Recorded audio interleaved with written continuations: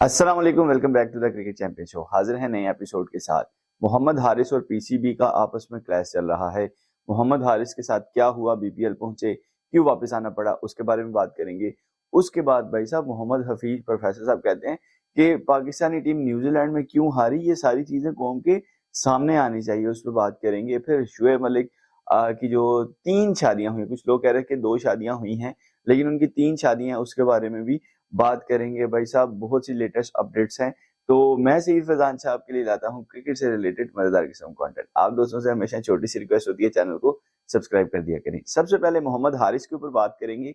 हारिस पेशावर जलमी की जानिब से खेलते हैं, पाकिस्तान की जानिब से खेल चुके हैं। पाकिस्तान के सबसे ज्यादा स्ट्राइक रेट वाले बैट्समैन अभी तक, जितना उनका सैंपल साइज छोटा है, लेकिन बहुत अच्छी हिटिंग करते हैं और एक प्रॉपर T20 के वो प्लेयर हैं। हुआ क्या कि वो बीपीएल के लिए फ्लाई कर गए बांग्लादेश। वहां पे जाके उनको पता चला कि उनको तो एनओसी ही नहीं मिलने वाला।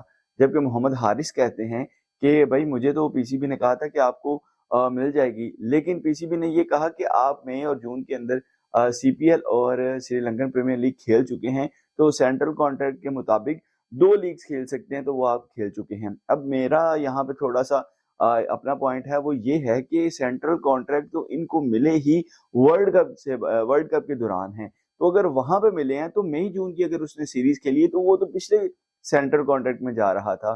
क्योंकि यहाँ पे जब रीन्यू हुए तो सारा उसमें मामला जो तय हुए, तो वो नए जो है, जिस दिन से सेंट्रल कॉन्ट्रैक्ट मिलता है उस डेट से फर्दर आगे के लिए वो इम्प्लीमेंटेशन होती है, पास के लिए नहीं होती। तो इस तरीके से फिर तो आजम खान भी 2 लीग्स खेल चुके हैं, फिर उनको तीसरी लीग आईएल लीग खेलने की इजाजत क्यों मिली? तो ये पीसीबी का दोगलापन मुझे नजर आ रहा है।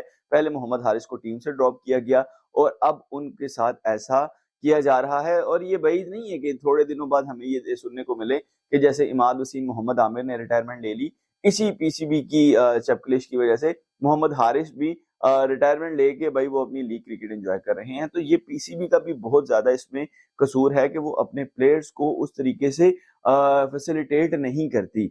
उसके बाद जो दूसरी खबर है वो है मोहम्मद हफीज के बारे में।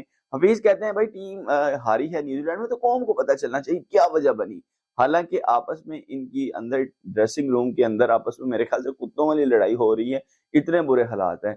और हफीज साहब का एक जराये के मुताबिक जो कॉन्ट्रैक्ट था वो 15 दिसंबर का खत्म हो चुका है, तो अभी तक वो कॉन्ट्रैक्ट भी रीन्यू नहीं हुआ। पीसीबी चेयरमैन जो मैनेजिंग कमेटी के चेयरमैन ज़कात शरीफ थे, वो भी रिजाइन कर गए। तो ये पाकिस्तान का जो ये दौर है, ये खत्म जैसे ही हुआ, उन्होंने रिजाइन किया, अगले दिन पाकिस्तान अपना मैच भी जीत लिया। तो सोशल मीडिया के ऊपर इसमें बहुत सी मीम्स भी शेयर हो रही हैं कि मनहूसियत की घड़ी खत्म हुई और पाकिस्तान ने मैच जीता। फिर भाई शुएब मलिक के बारे में बहुत सी बातें आ रही हैं। एक तो उनका रिकॉर्ड 13,000 रन करनी है और पहले एशियन बैटर हैं जिन्होंने T20 क्रिकेट के अंदर 13,000 रन मुकम्मल कर ली हैं। दूसरी जानिब उनकी जो शादी का चर्चा था बहुत ज्यादा हुआ है और अभी तक हो रहा है। सना जावेद से उन्होंने तीसरी शादी की।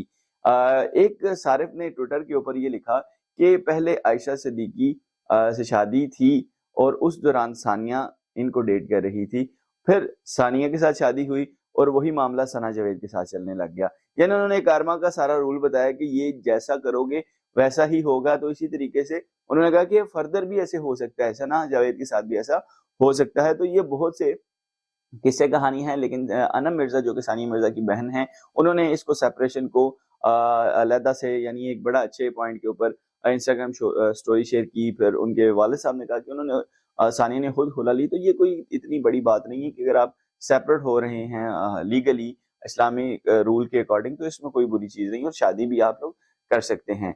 तो ये सारी अपडेट्स थी। और जो सबसे बड़ी अपडेट है वो बाबर आजम से रिलेटेड, क्योंकि बाबर आजम ने 5वें T20 जो कि कल हुआ उसमें फील्डिंग नहीं की थी। तो लोग कह रहे हैं कि भाई उनको इंजरी हो गई है, उनको ये हो गया। उनकी कोई सीरियस इंजरी नहीं हुई। वो कल से खेलेंगे रंगपुर के लिए, बांग्लादेश प्रीमियर लीग के लिए वो जा चुके हैं और वहां रंगपुर की जानिब से वो खेलते हुए दिखाई देंगे। तो उसके ऊपर भी बात करेंगे क्या बाबर की परफॉर्मेंस रही, लेकिन उनको कोई सीरियस इंजरी नहीं हुई, वो एक्शन में दिखाई देंगे। तो ये छोटी सी क्रिकेट की अपडेट्स थी। उम्मीद करता हूँ आपको ये पसंद। अगर ऐसी क्रिकेट की अपडेट्स देखना चाहते हैं तो चैनल को सब्सक्राइब कर लीजिएगा। अपना पॉइंट ऑफ व्यू भी नीचे कमेंट में दीजिएगा। अपना बहुत सारा ख्याल रखिएगा, अपने इस भाई को अपनी दुआओं में याद रखिएगा। अगली वीडियो तक के लिए अल्लाह हाफिज।